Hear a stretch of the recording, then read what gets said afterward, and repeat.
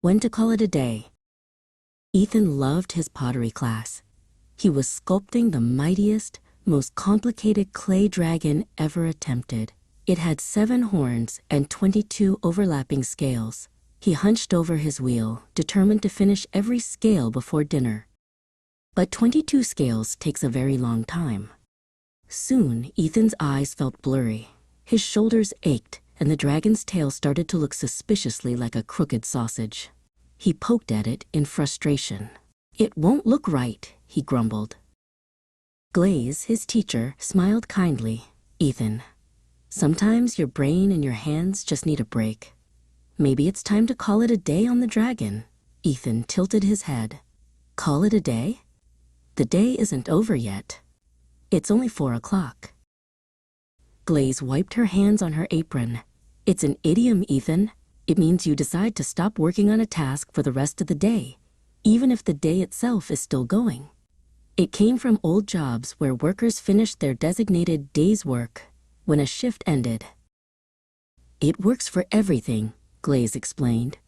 "Say you've been doing fractions for 2 hours, and the numbers are swirling.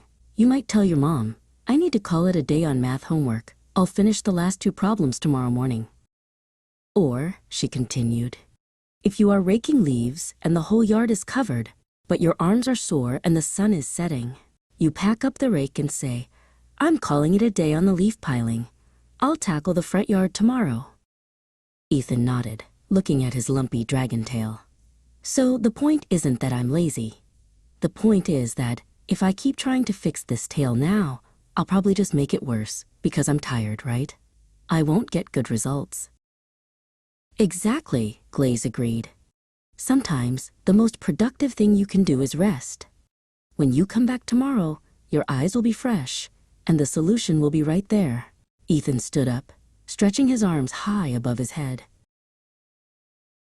He walked over to the cleanup sinks and carefully washed the clay off his hands. "Okay, dragon," he announced to his masterpiece. "I'm calling it a day. See you bright and early." Learning when to stop working is just as important as learning how to start. Knowing when to call it a day means you respect your own limits, and you always leave the job ready to be done better tomorrow.